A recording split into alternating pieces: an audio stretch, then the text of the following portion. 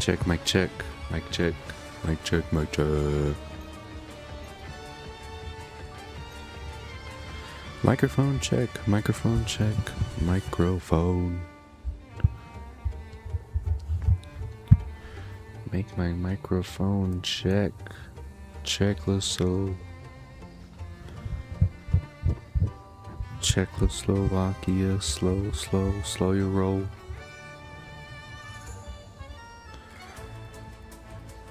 Yo, mic check, mic check.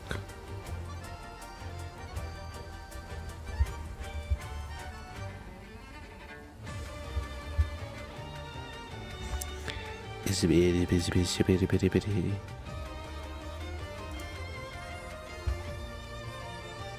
If you ask a person for the sustained immersive realities that trick your senses into believing you're in a world that you are in fact not in, but in fact, the entire enterprise of civilization has been about building these virtual realities. The first virtual realities were at Ur and Shanandar and Çatalhöyük and Jericho.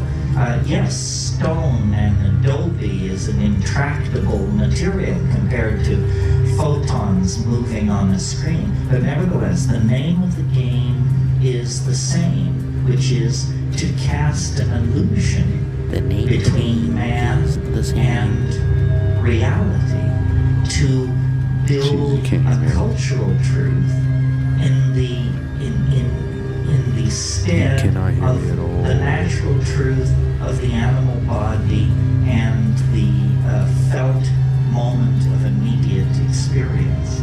And this is where I want to tie it up with this notion of the felt presence of immediate experience. This transcends the culture, the machines, the drugs, the history, the momentum of evolution. It's all you will ever know and all you... Mic check, mic check.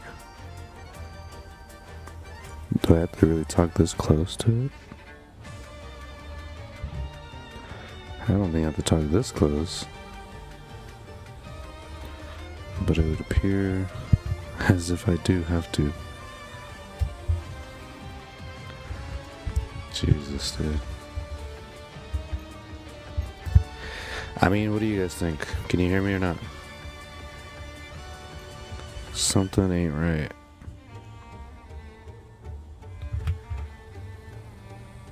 I tell you, if my head wasn't attached to my... whatever that saying is.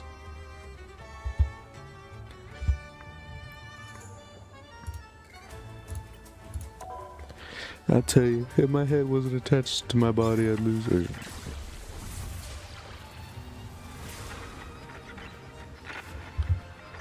I don't know.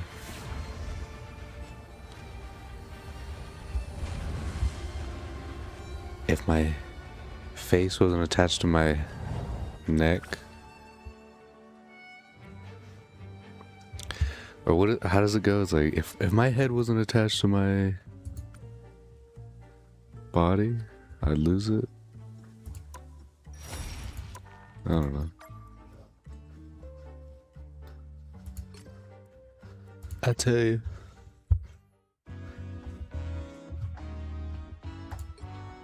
How are we looking? I trust him. Buddy. Oh, hi. Oh, hey. 안녕. Hi, neighbor. Oh, hi. Yeah. Oh, hi. Oh, hi.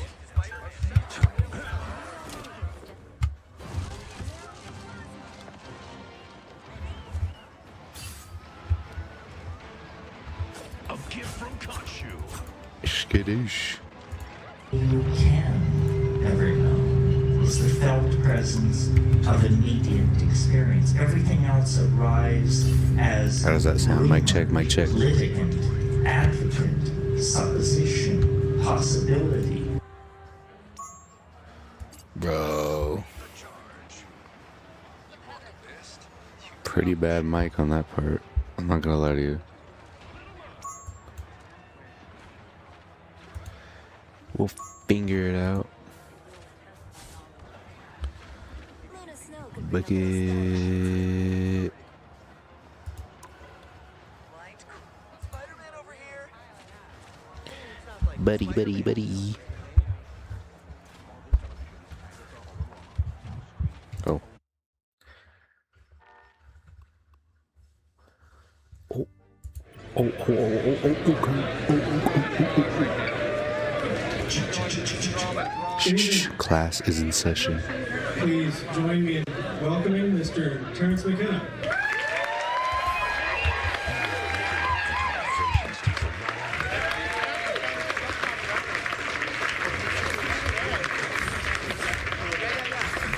Oh, damn it, dude. I was right there.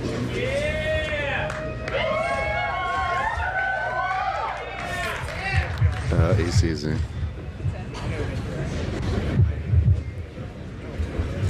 How's that? I want to go to Spidey.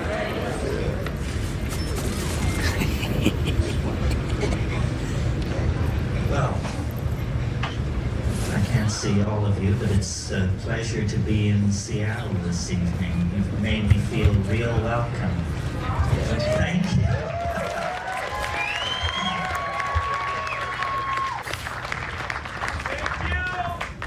Before I get started, I want to thank some people who made this possible.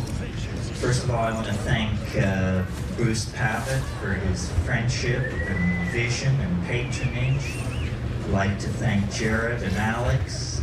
I'd like to thank HPX and Onadine. These are the people responsible for the visuals.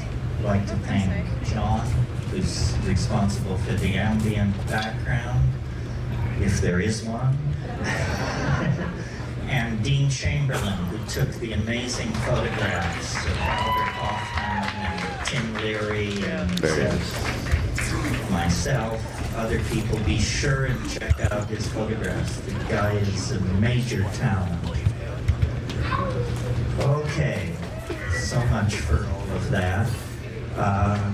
I hope you all got the brochures which were available this evening, which indicate major events in the psychedelic community to come. One in Mexico that's become legendary over the years, and one dedicated to psychedelic artists that will occur in Hawaii this September. That is a new experiment in an effort to expand the dialogue on psychedelics, to bring artists out of the closet and to force a confrontation on the issue of the impact of psychedelics on Get your bullshit out of here, dude. Get out of here.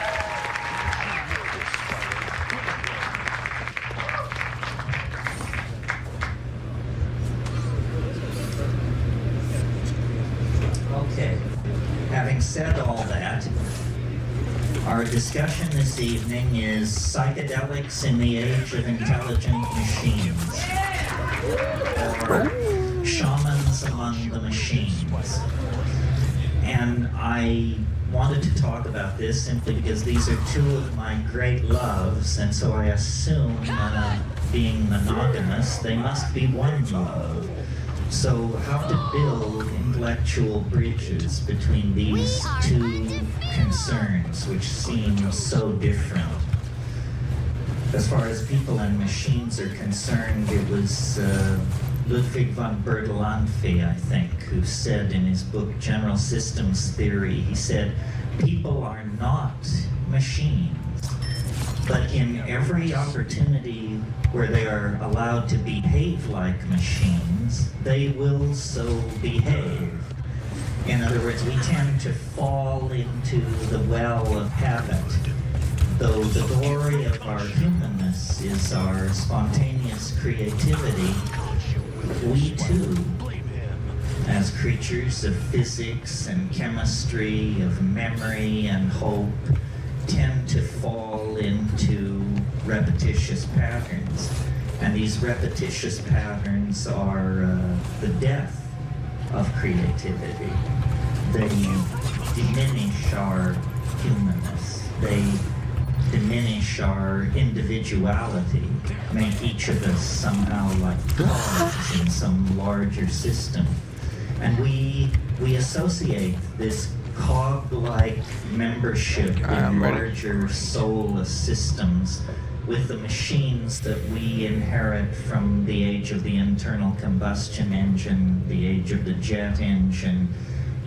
You know, Marshall McLuhan said we navigate our way into the future like someone driving who uses only the rear view mirror to tell them where they're going. It's not a very successful strategy for navigating into the future. So I made a number of notes on this matter of psychedelics and machines. To me, the connecting bridge, well, there are many, but the most obvious one is consciousness expansion.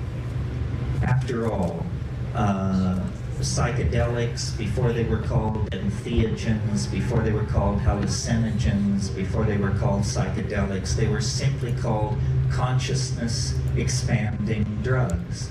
Good phenomenological description of what they do. And certainly the technology of cybernetics is a consciousness expanding technology. It expands a different area of consciousness. The minds of machines and the minds of human beings are very different, so different that each party questions whether the other even has a mind. But in fact, what these are species of minds operating in very different domains.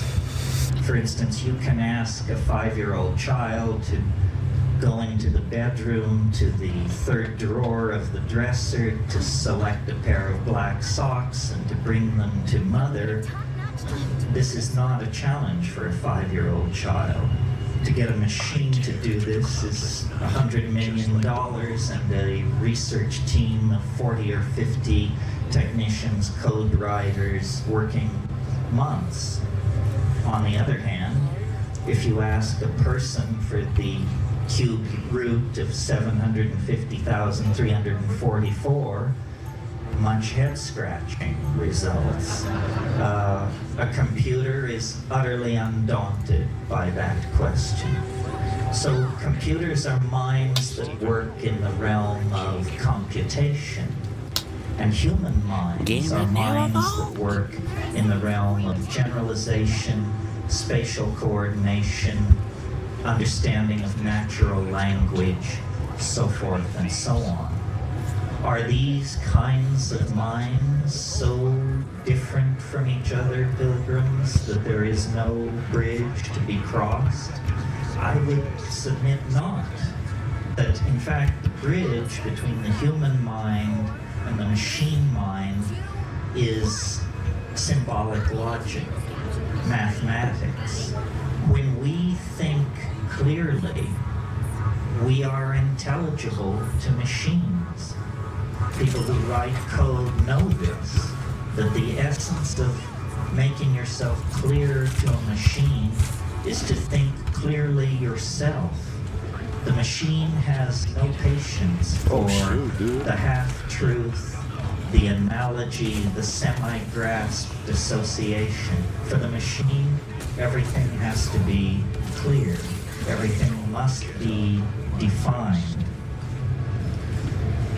So that's the commonality between minds and machines of the calculating species. What are the common bridges between psychedelics and these machines? Well, to my mind, this is an easier bridge to gap. Both computers and drugs are what I would call function-specific arrangements of matter. And as we develop nanotechnological abilities as we move into the next century, it will be more and more clear that the difference between drugs and machines is simply that one is too large to swallow. And our best people are working on that. You know, technology is a very hot buzzword at the moment, an unimaginable dream of building machines and small objects up atom by atom, perhaps under the control of long-chain polymers, running forms of pre-programmed software of some sort. It's all very razzmatazz, very state-of-the-art, but in fact, pharmaceutical chemists have been working in the nanotechnological realm for over 100 years.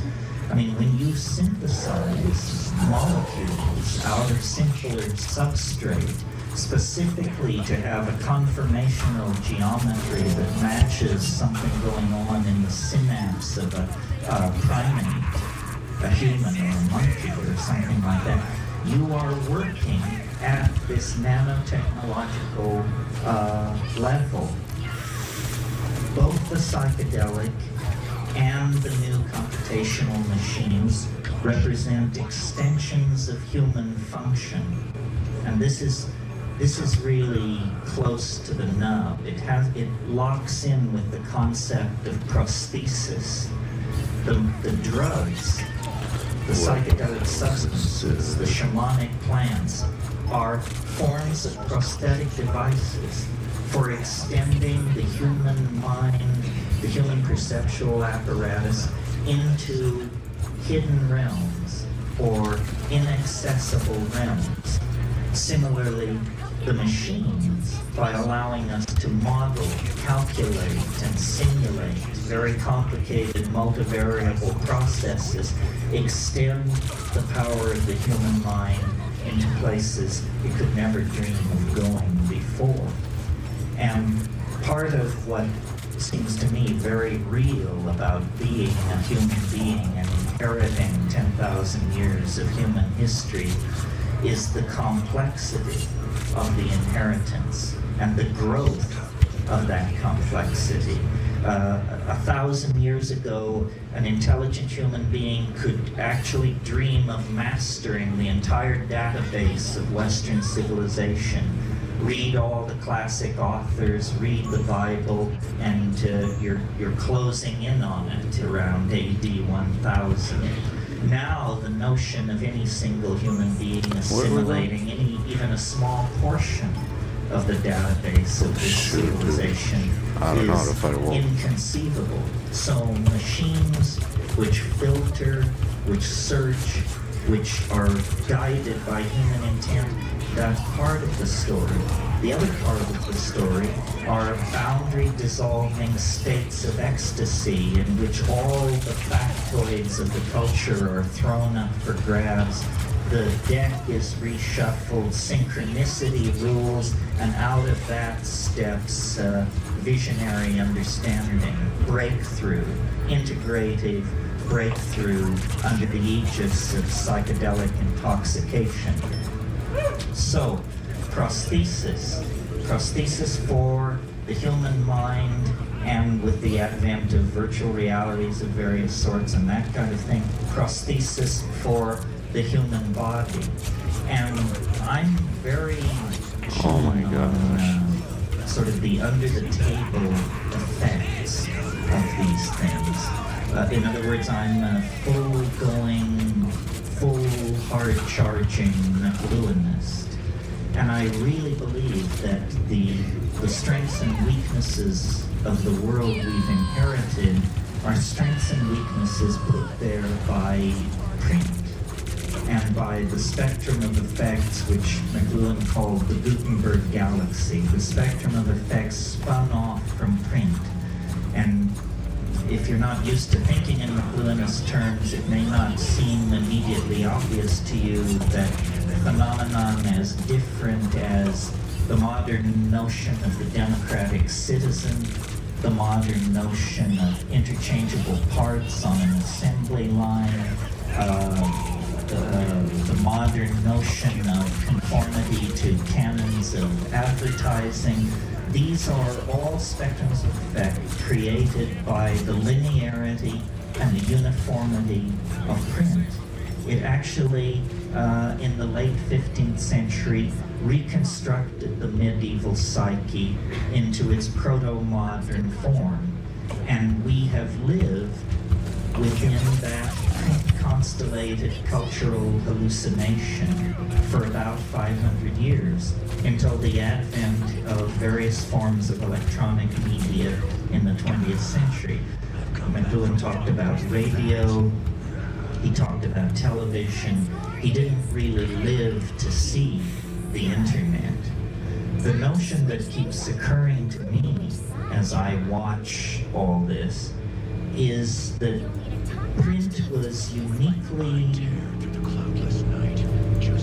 capable of creating and maintaining boundaries. More than any other form of media ever created, it was a boundary-defining form of media. It proceeded linearly. It required literacy, which had implicit in it the notion of a very stable, advanced sort of educational system. Print was a creator and a definer of cultural boundaries, and the new electronic media are not, and neither are the psychedelics. This is why I proposed in a book of mine called The Archaic Revival, the idea that the values of the archaic, of the high Paleolithic, values of community, ecstasy, relating to life through rhythm, dance, ritual, intoxication, that these values, which seem so archaic, are in fact destined to play a major role in the future as print fades. Print, just a convulsive 500-year episode in the Western mind that opened that narrow window that permitted the rise of modern science, modern mathematical approaches to the analysis of nature, and then obliterated its own platform, its own raison d'etre, by allowing the growth, the appearance of the electronic technologies. And my sort of supposition about all this, I'm not an apocalyptarian or a pessimist. I may be an apocalyptarian, I'm not a pessimist. I think that this is all very good. Obviously, continuing to run Western civilization on the operating system inherited from print produces various forms of political and cultural schizophrenia, which allowed to run unchecked would become fatal, would create cascades of chaos and political destabilization that would become uncontrollable. Governments resist change. Governments cling to technologies and social formulae that are already tried and true. In that sense, then, all governments are incredibly anti-progressive forces. Again, the image from McLuhan of someone driving into the future using only the rear view mirror. So, the electronic media and the psychedelics work together in this peculiar way to accentuate archaic values. Values which are counter to the print constellated world. And when you deconstruct what that means and look at the Aboriginal or the Paleolithic or the archaic world, you see that the central figure in that world is the shaman, male or female, the shaman. And the shaman is like a designated traveler into higher dimensional space. The shaman has permission to unlock the cultural cul-de-sac of his or her people and go behind the stage machinery of cultural appearances, and has permission, collective permission, to manipulate that stage machinery for purposes of healing. We have no institution like this. I mean, we have advertising, we have rock and roll stars, we have cults of celebrity, we have things which are shaman-like, but we have no real institution that permits human beings, in fact encourages human beings to go beyond their cultural values, to burst through into some transcultural superspace, forage around out there, and bring new means back into the tribe. To some degree, our artists do this. To some degree, our scientists do it. But it's all hit and miss. It's all willy-nilly. And once achieved, it must be swept under the rug in the service of the myth of method, that somebody was following somebody else's work, or somebody was applying a certain form of rational or logical analysis, and that led to their breakthrough. If you've read Thomas Kuhn's book on the structure of scientific revolution, you know this is all lies and propaganda. The real story of science is that it's a series of revelations brilliantly defended by people whose careers depended on the brilliant defense of those revelations. One of the best kept secrets of the birth of modern science is that it was founded by an angel. That the young René Descartes was whoring and soldiering his way across Europe as a 21-year-old in a Habsburg army, and one night in the town of Ulm in southern Germany, he had a dream. Strange that this would be the birthplace of Albert Einstein some 200 years later. But Descartes had a dream, and an angel appeared to him in the dream, and the angel said, "The conquest of nature is achieved through measurement and number." And he said, "I got it, modern science, I'll go do it." And he did. And that was the method for over 250 years of the conquest of nature. And it leads us, to the Josephson Junction, the Mars Global Surveyor, long base interferometry that searches nearby stars for Earth-like planets.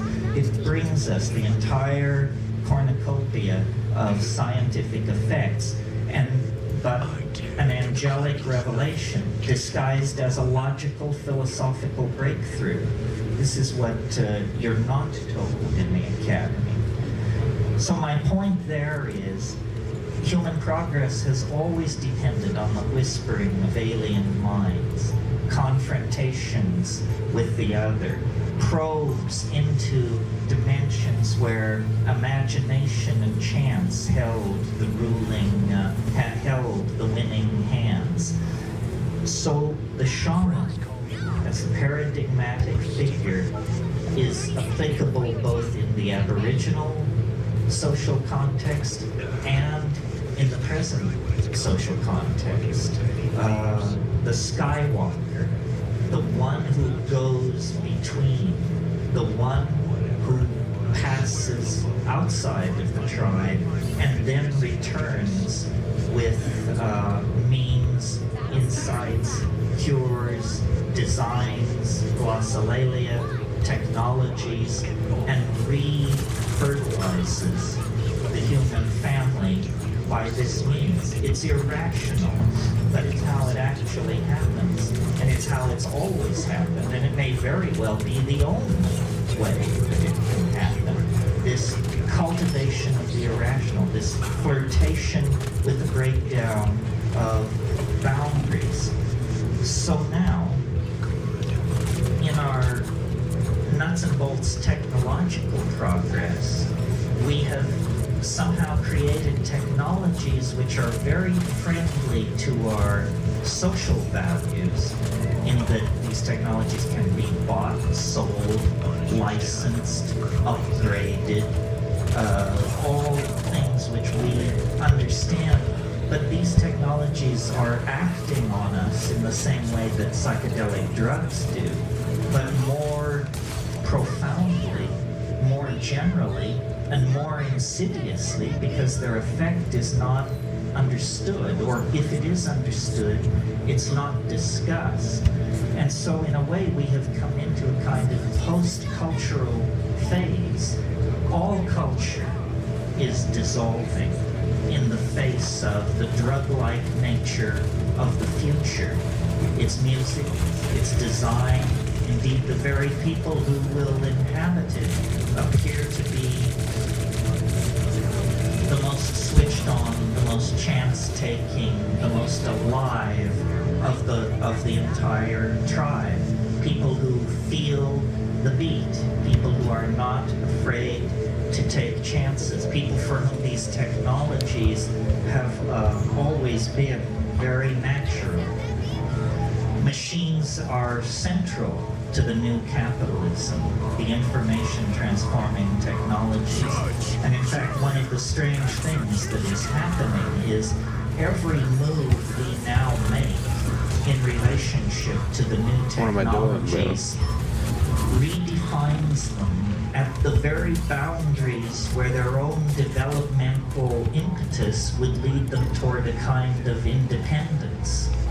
In other words, we talk about artificial intelligence, we talk about the possibility of an AI coming into existence, but we do not really understand to what degree this is already true of our circumstance. In other words, how much of society is already homeostatically regulated by machines that are ultimately under human control, but practically speaking are almost never meddled with. The world price of gold, the rate of petroleum extraction and other base natural resources, how much of these things is on the high seas and in the pipeline at any given moment, how much electricity is flowing into a given electrical grid at any moment, the distribution and the billing of that electricity. All manufacturing and inventory processes are under machine control. So in other words, the larger flows of energy, capital, and ideas already have a kind of autonomous life of their own that we encourage because it makes us money, it makes our lives smoother, it empowers us. It's a symbiotic relationship of empowerment. Even in the matter of the design of these machines, once, human engineers would work from a set of performance specs, and they would design a chip to meet those specs, and the architecture would be put in place by human engineers. Now a machine is told, here are the design specs, design the architecture to satisfy the specs, and when that is done, the chip is manufactured. The actual design of the thing is in the hands of machines. So these machines are, McLuhan once said of human beings, he said, we are the genitals of our technology. We exist only to improve next year's model. Well, it appears that they're phasing us out of this ignominious role as well as every other role. Oh, let's see here. So being an optimist, that's where I was, yes. How to make gold out of this situation. In other words, how to see this as a natural and positive unfolding of the planetary adventure. And for some of these ideas, I'm indebted to Michael DeLanda, who wrote a book called 1,000 Years of Nonlinear History, and I highly recommend it. He didn't say what I'm about to say. I'll take credit and blame for it, but the book gave me the idea. When you stand off and look at human beings and their technologies, it's very hard not to notice that from the very moment that we have a technology that can be distinguished from chimpanzees pushing grass stems down anthills tools or digging with sharpened bones or something like that. The minute you get past that, our technologies have always involved the materials of the earth. What agriculture itself is a different way of relating to the earth. Nomadism, which preceded it, was a seasonal wandering very lightly over the earth. And at some point, the deep, fertile soil of the river valleys that were encountered in these nomadic wanderings were recognized as potential sources of food if cultivated, if treated through a certain set of technological methods. So that early technology is defined by a new relationship to the materials of the earth itself. And it's quickly followed, because agriculture is so successful as a strategy for food production, it's quickly followed by city building and the establishment of sedentary populations, because you can't carry your surplus with you if you're an agriculturalist. So great is the physical volume of it. Cities, and at the very early establishment of these populations in the Middle East, you get the first traces of metallurgy, the working of metals, the alloying of metals, the tinting of base metals with more precious metals. This process of ever more finely refining and fabricating the materials of the earth proceeds in an unbroken series of processes and steps right up to the latest 500 hertz chip or megahertz chip. It proceeds right up to the most modern computational machinery. So I once heard someone say that plants were something that animals had been invented by plants to move them around, which, from an evolutionary point of view, you can see that this is a kind of truth. And many plants hitchhike around on animals, and no animal has been more prolific in the spreading of plants than the human animal. I mean, we call it ecosystemic disruption, but what it really is ecosystemic homogenization. I live in Hawaii, for example. 80% of the plants in Hawaii are now introduced species.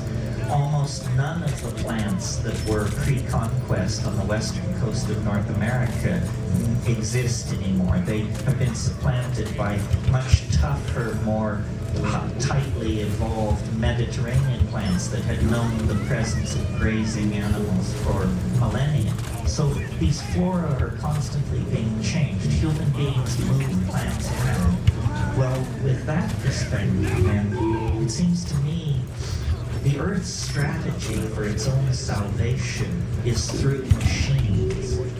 And human beings are a kind of intermediary catalytic step in the rarefaction of the Earth.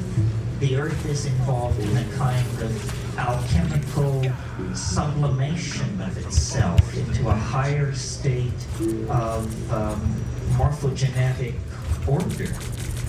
And that these machines that we build are actually the means by which the Earth itself is growing conscious.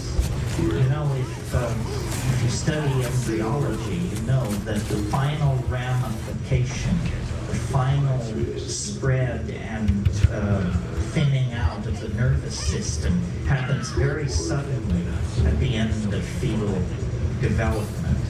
And I don't know if you've been paying attention, but in the last 10, 12 years or so, a very profound change has crept over our household appliances. They've become telepathic. So while we were arguing about the implications of the internet for e-commerce or what have you, all of these passive machines, previously used for playing Pong and word processing, became subsets of a planetary node of information that is never turned off, that endlessly whispers to itself on the back channels, that is endlessly monitoring and being inputted data from the human world.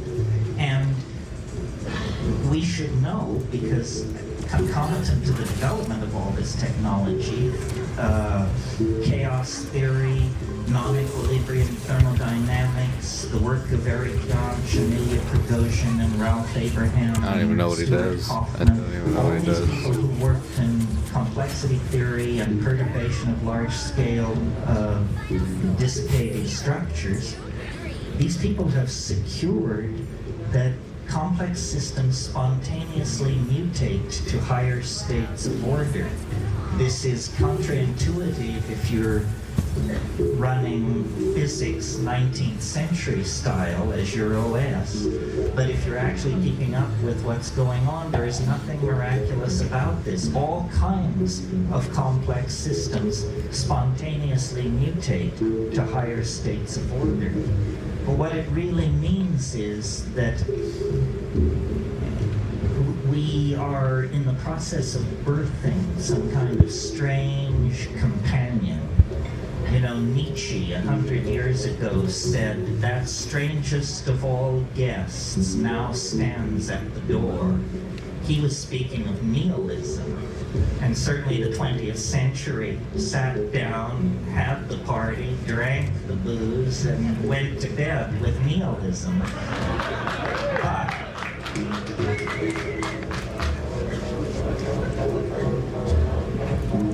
now a stranger guest stands at the door, and it is the AI, denied as a possibility as recently as 10 or 15 years ago in books like Hubert Dreyfus's What Computers Can't Do.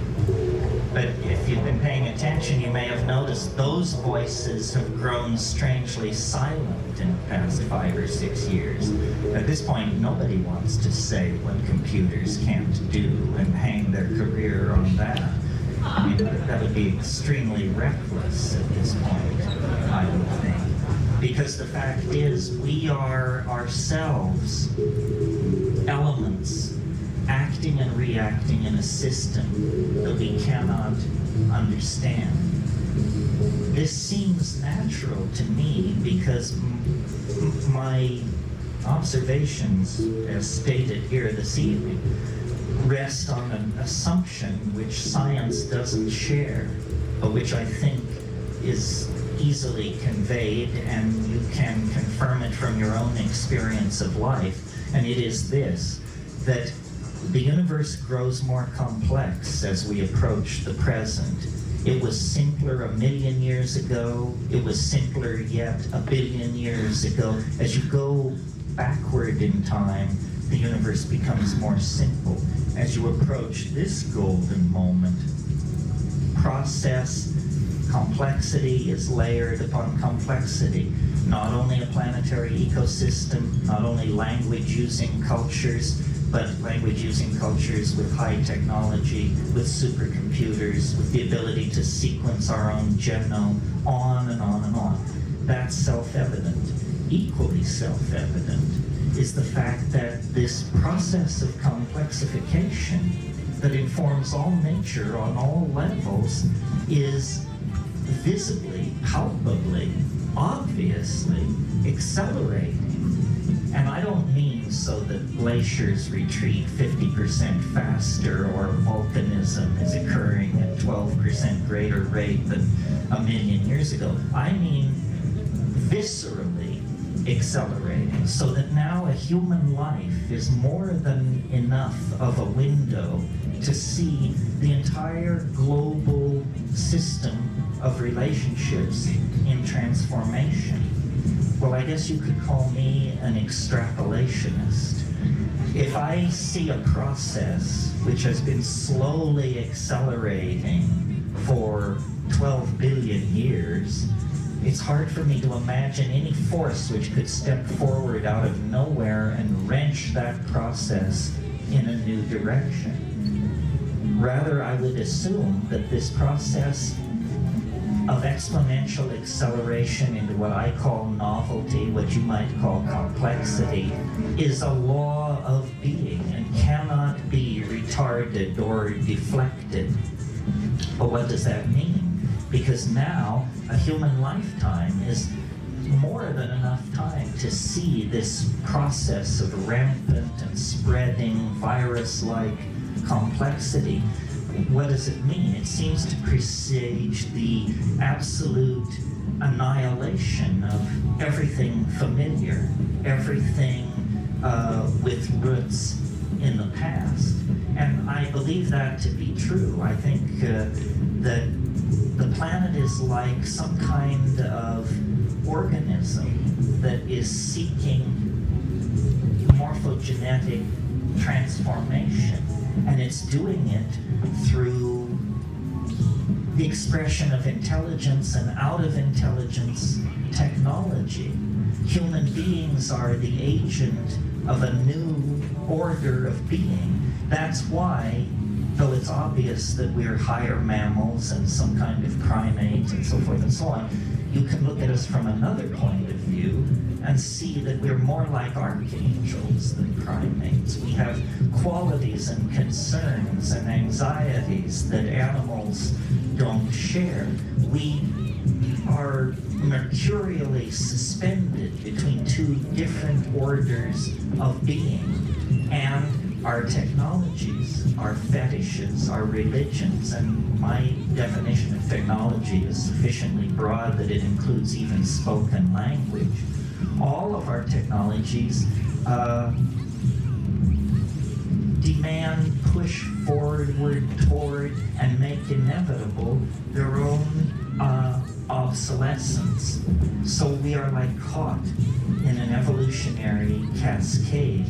And people say, well, if the AI were to break loose, what would it look like? What would it be? Where does humanity fit into the picture? It's a little hard to imagine.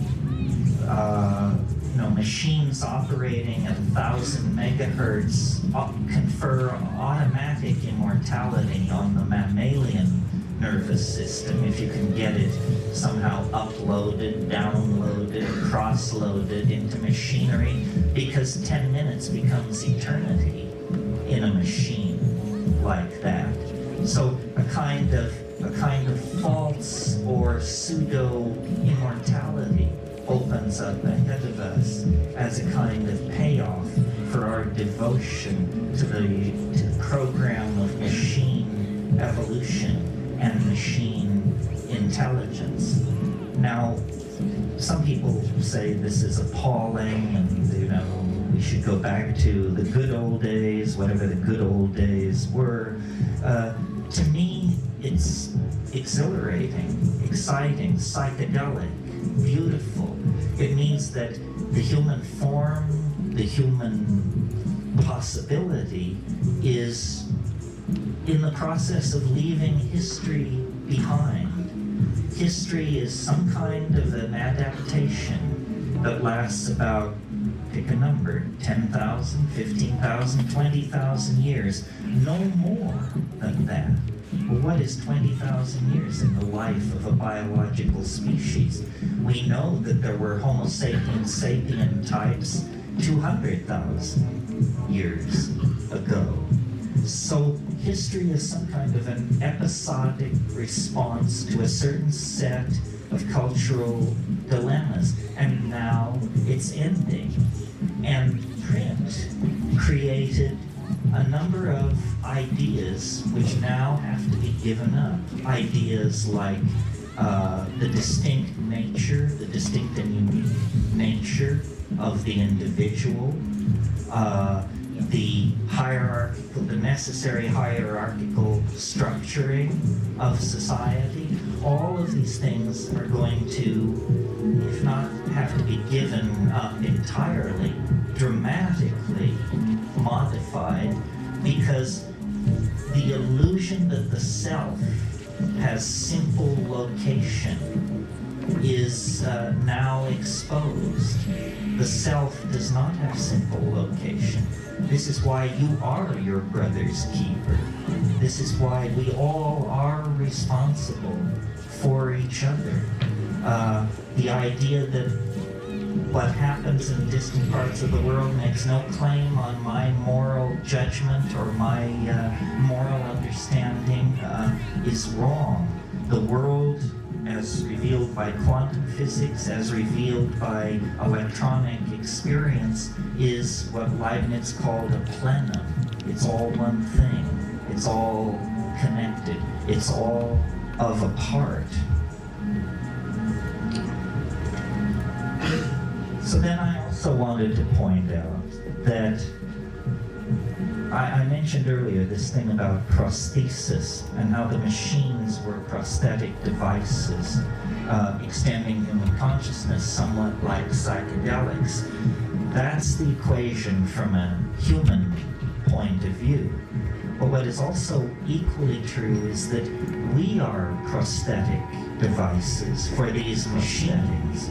We are their eyes and ears in the world. We provide the code. We provide the constraints. We build the hardware.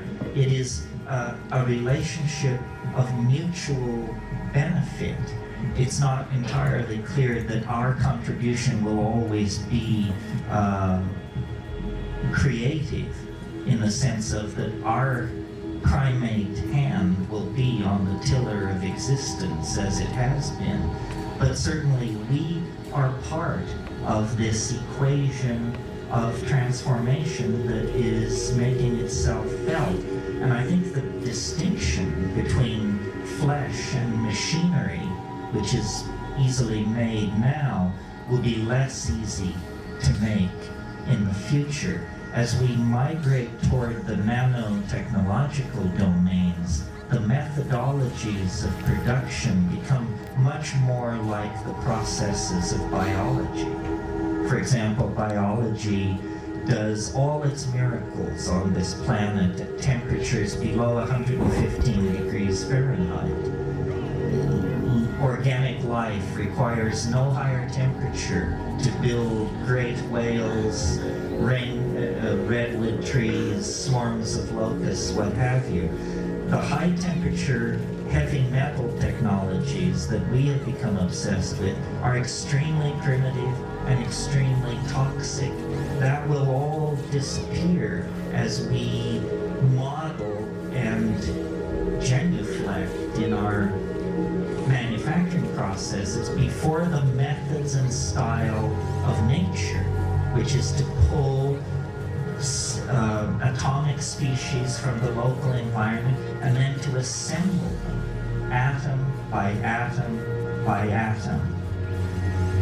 So this AI that is coming into existence is, to my mind, not artificial at all, not alien at all.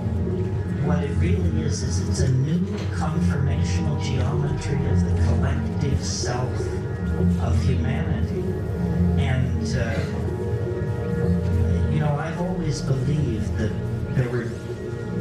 there are different models of what shamanism is. There's sort of a Jungian model, which is the shaman is someone who goes to the collective unconscious and manipulates the archetypes and heals by that means. The model that I prefer is a mathematical model.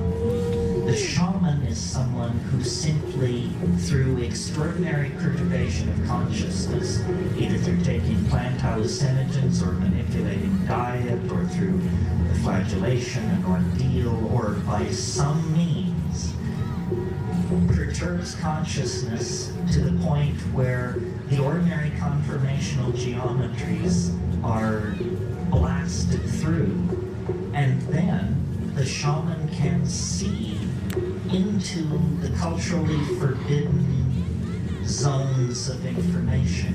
And if you think about shamanism for a moment, what do shamans do?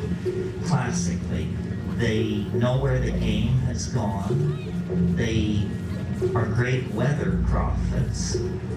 They are very insightful in the matter of various small domestic hassles like who stole the chicken, who slept with the chief's wife, this kind of thing.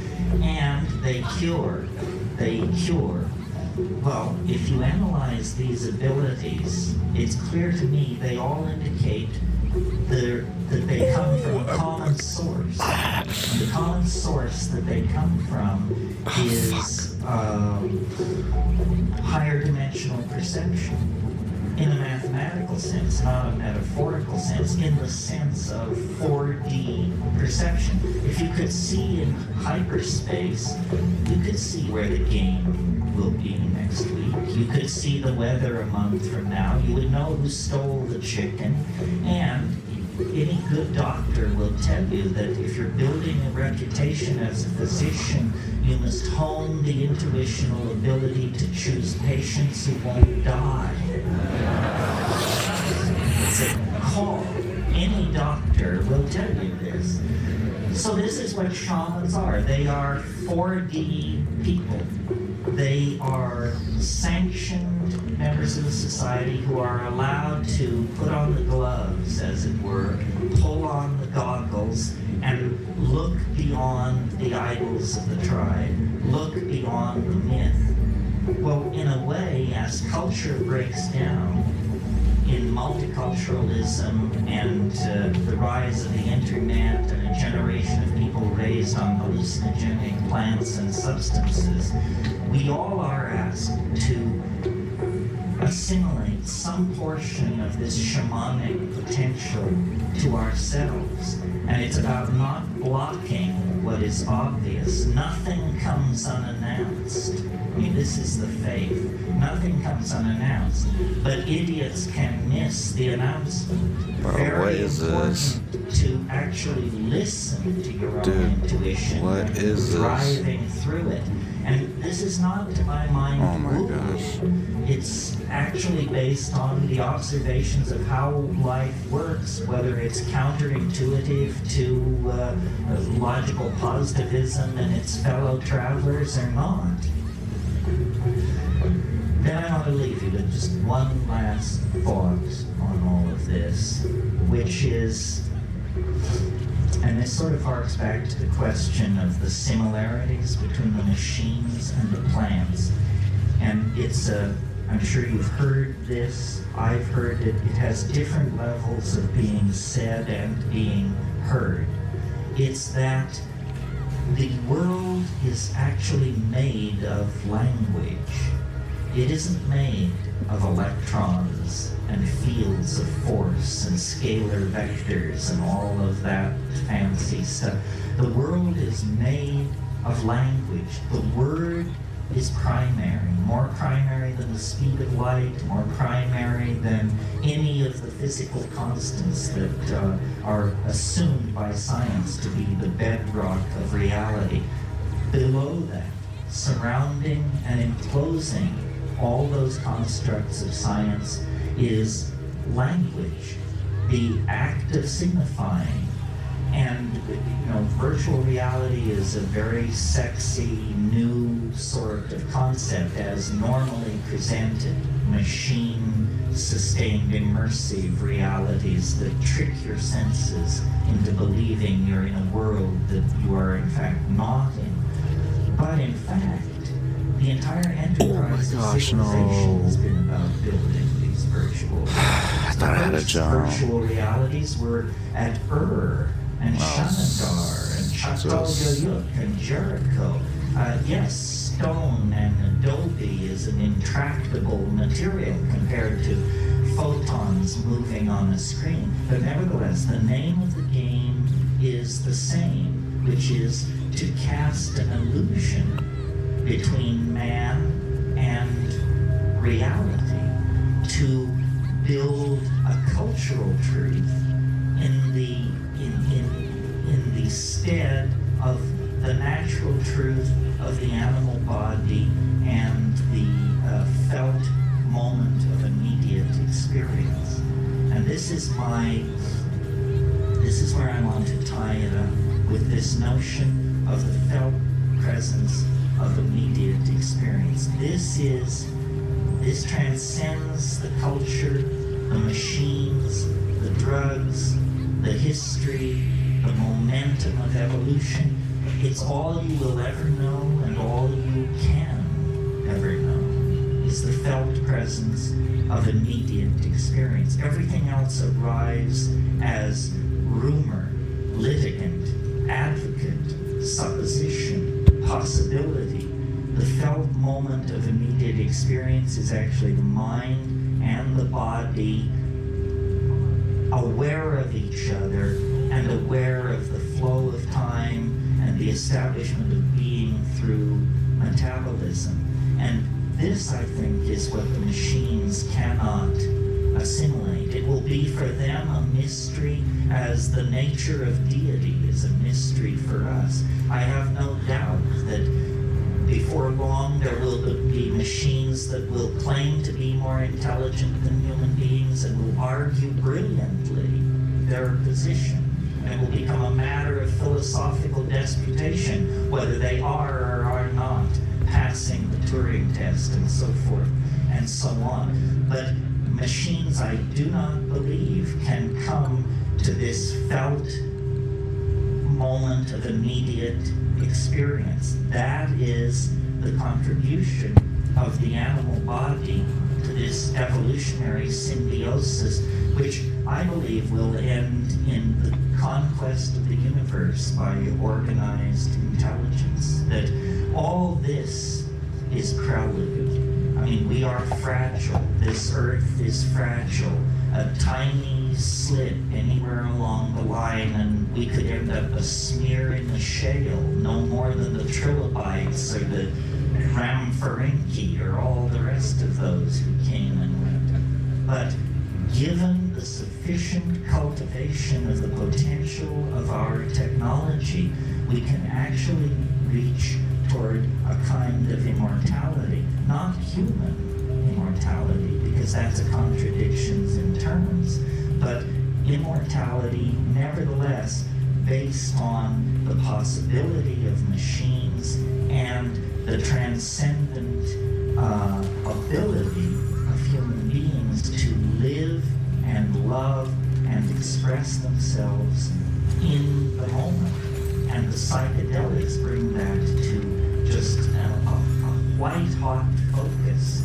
And it's out of that white-hot focus that the alchemical machinery of transformation will be forged. And it will not be like the things which have come from the industrial economy. They will not be profane machines. They will be spiritual machines, alchemical gold, the universal panacea that Renaissance magic dared to dream of at the end of the 16th century.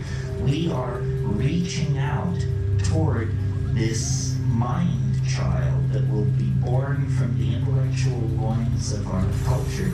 And to my mind, it's the most exciting and transformative thing that has ever happened on this planet. And the miracle is that we are present not only to witness it, but to be part of it and to be raised up in an epiphany that will redeem the horror of history as nothing else can or could. Redeem the horror of history through a transformation of the human soul into a galaxy-roving vehicle via our machines and our drugs and the externalization of our souls.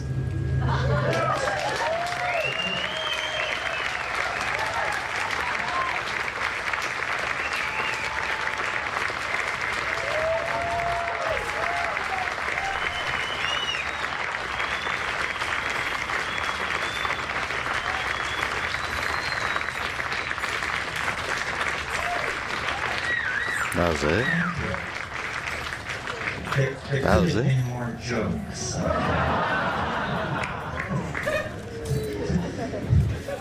You know what happens to a lawyer when you give him Viagra?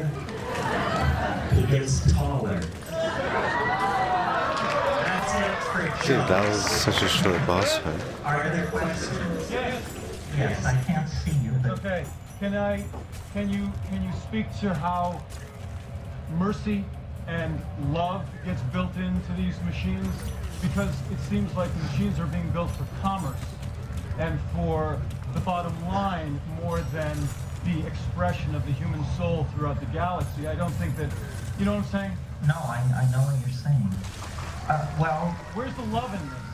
I think the love is a property of the system itself. In other words, you're right. These bottom liners are not going to be interested in building much love into this system.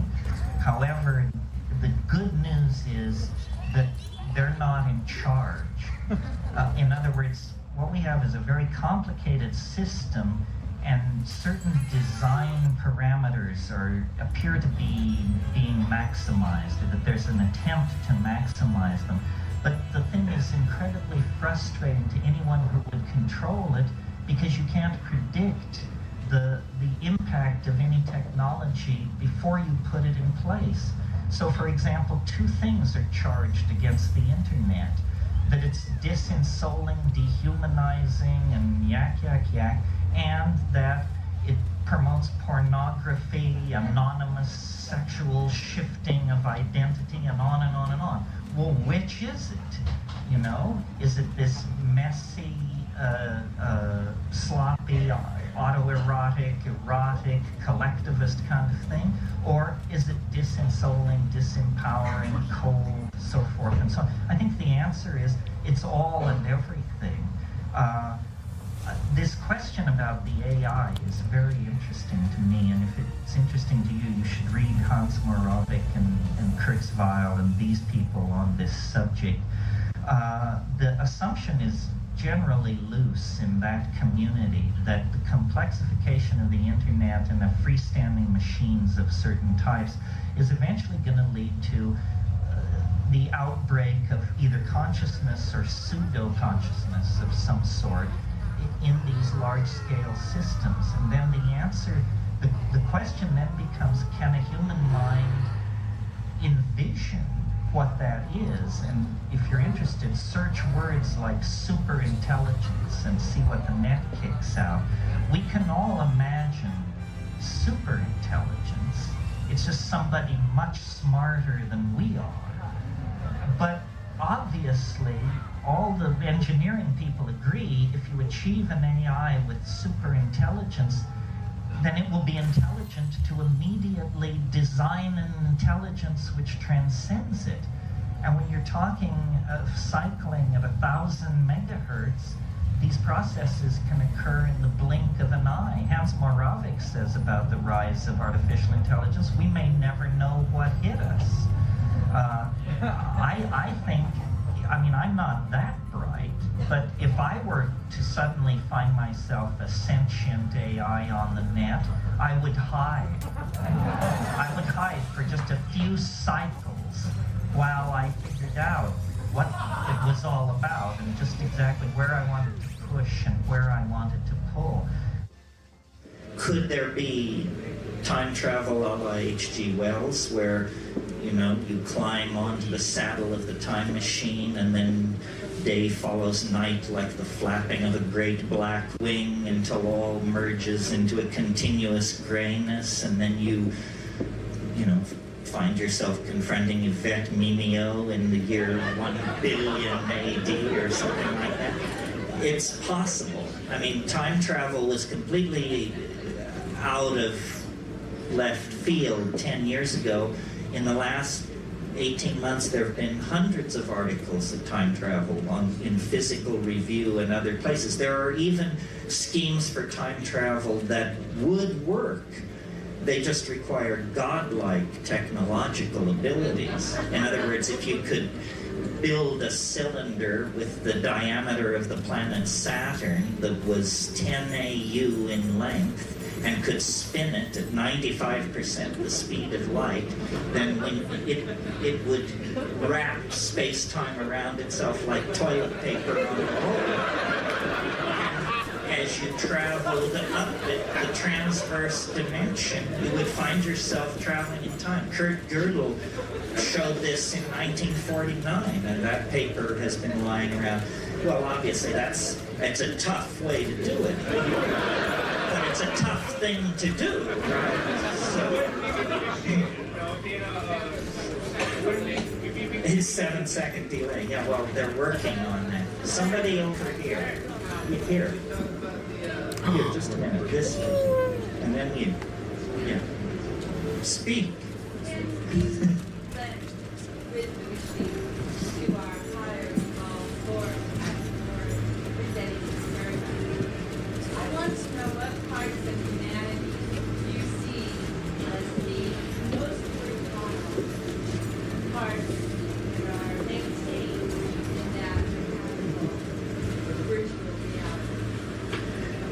Well, you know, in William Gibson's fiction, the AI Wintermute, I think it was called, it was fascinated by human art, and it built collages in its spare time.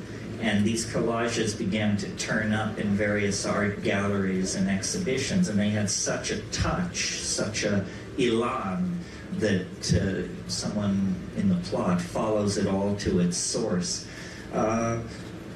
I think human creativity is that will be most interesting to the machines. In my darker fantasies, they just, eliminate everybody who can't code C++ as being, some kind of redundant mutation. And everybody who can code C++ is placed in Tahiti and sends their work down the pipeline to the machine world beyond. I really think that we have a very, dare I say it, mechanistic view of what machines are. For example, so say there were a super intelligent machine and say it were your friend. Well, if it were really super intelligent, then it ought to be able to just make your life heaven itself. In other words, without you giving it any input whatsoever, it should be able to arrange for you to find $50 bills lying on the street, old friends encountering you, promotions coming your way. Because the real thing that machines can do, I think, is manage complex processes. And what civilization is 6 billion people trying to make themselves happy by standing on each other's shoulders and kicking each other's teeth in. It's not a pleasant situation. And yet, you can stand back and look at this planet and see that we have the money, the power, the medical understanding, the scientific know-how, the love, and the community to produce a kind of human paradise. But we are led by the least among us, the least intelligent, the least noble, the least visionary. We are led by the least among us, and we do not fight back against the dehumanizing values that are handed down as control icons. This is something, I don't really want to get off on this tear because it's a lecture in itself, but culture is not your friend. Culture is for other people's convenience and the convenience of various institutions, churches, companies, tax collection schemes, what have you. It is not your friend. It insults you. It disempowers you. It uses and abuses you. None of us are well treated by culture. And yet we glorify, the creative potential of the individual, the rights of the individual. We understand the felt presence of experience is what is most important. But the culture is a perversion. It fetishizes objects. It creates consumer mania. It preaches endless forms of false happiness, endless forms of false understanding in the form of squirrely religions and silly cults. It invites people to diminish themselves and dehumanize themselves by behaving like machines, meme processors of memes passed down from Madison Avenue and Hollywood and what have you. How do we fight back? It's a question worth answering. The same question as how do we fight back? I think that by creating art, man was not put on this planet to toil in the mud. Or the God who put us on this planet to toil in the mud is no God I want to have any part of. It's some kind of Gnostic demon. It's some kind of cannibalistic demiurge that should be thoroughly renounced and rejected. By putting the art pedal to the metal, we really, I think, maximize our humanness and become much more necessary and incomprehensible to the machines.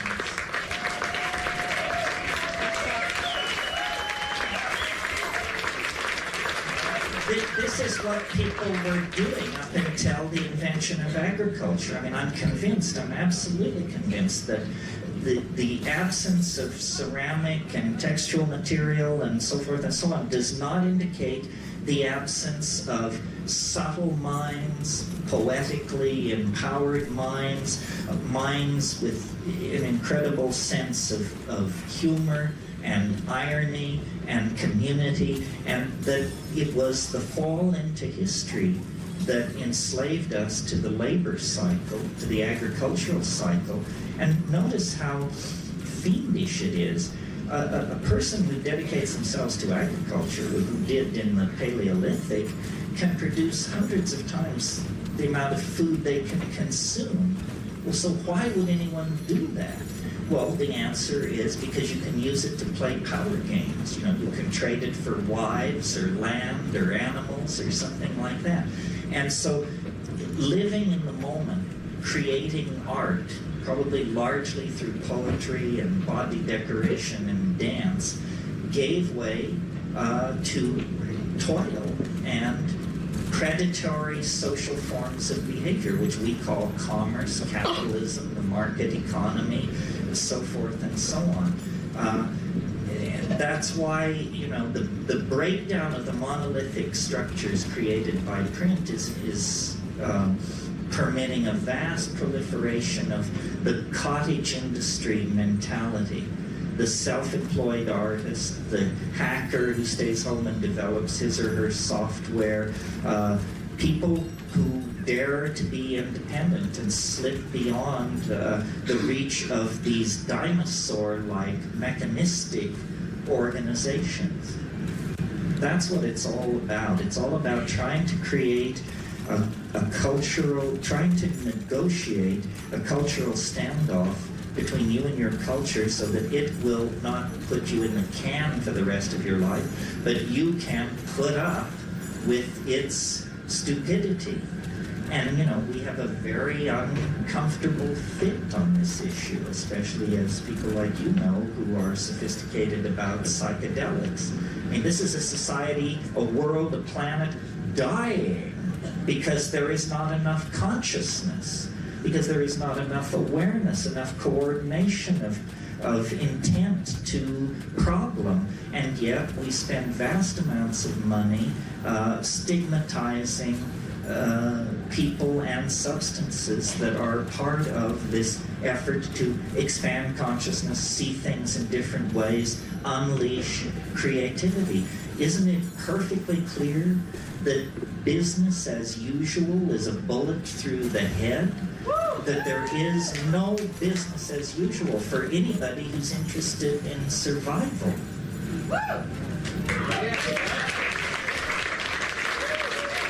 Couple more.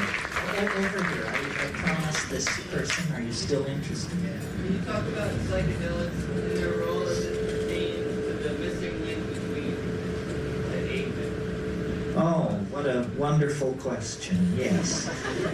The question is, how do psychedelics pertain basically to the transition from higher primates to human animals? This is my métier because I have a theory to which I am grandly welcome, everyone tells me. But a theory of evolution, and I'll give it to you very briefly. It's simply this, that the great embarrassment for evolutionary theory, which can explain the tongue of the hummingbird, the structure of the orchid, the mating habits of the groundhog, and the migration of the monarch butterfly, nevertheless, the great embarrassment to evolutionary theory is the human neocortex.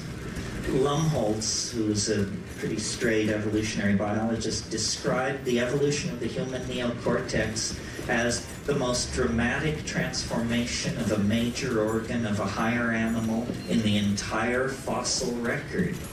Well, why is this an embarrassment? Well, because it's the organ that thought up the theory of evolution. So, can you say tautology? That's the problem right there. So it is necessary in evolutionary theory to account for the dramatic emergence of the human neocortex in this very narrow window of time. Basically, in about 2 million years, they went from being higher primates, hominids, to being true humans, as truly human as you and I tonight. What the hell happened? What was the factor? The Earth was already old. Many hundreds of higher animal forms had come and gone, and the fire of intelligence had never been kindled. So what happened? I think that the answer lies in diet, generally, and in psychedelic chemistry in particular. I think that as the African continent grew drier, we were forced out of the ecological niche we had evolved into, which was we were canopy-dwelling primates, insectivores, complex signaling repertoire, evolutionary dead end. But when we came under nutritional pressure, we were flexible enough. And this is the key to humanness at every stage of its development, our maddening flexibility. Other animal and plant species can't react. We can. Our flexibility, we began to experiment with a new kind of diet and to leave the trees and explore the new environment of the grassland. And evolving concomitantly in the grassland were various forms of ungulate animals, double-stomached animals whose manure is the ideal medium for mushrooms, coprophytic mushrooms, dung-loving mushrooms, many of whom produce psilocybin. Well, I myself in Kenya have seen baboons spreading out over a grassland and noticed that their behavior is they flick over old cow pies. Why? Because there are beetle grubs there. So they already had a behavioral vector for nutrition, for protein, that would lead them to investigate the cow pies. Well, in the Amazon, after a couple of days of fog and rain, these psilocybin mushrooms, Stropharia cubensis, can be the size of dinner plates. I mean, in other words, you can't miss it. If you're a foraging primate, you can't miss it. And the taste is pleasant. And psilocybin has unique characteristics, both as hallucinogen and other properties that make it the obvious chemical trigger for higher processes. And I'll run through this quickly for you, but here it is. In very low doses where you wouldn't say you were stoned or loaded or anything like that, but just in doses you might obtain by nibbling as you foraged, it increases visual acuity. In other words, it's like a technological improvement on your vision. chemical binoculars lying there in the grass. Well, you don't have to be a rocket scientist to figure out if an animal is a carnivorous forager and there's a food which improves its vision, those that avail themselves of that food will have greater success in obtaining food and rearing their children to sexual maturity, which is the name of the game in evolution.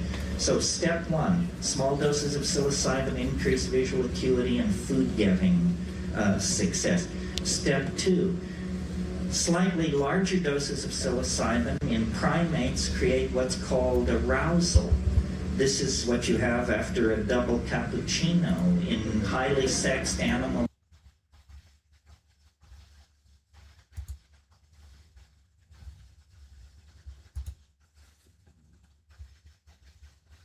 Peace out.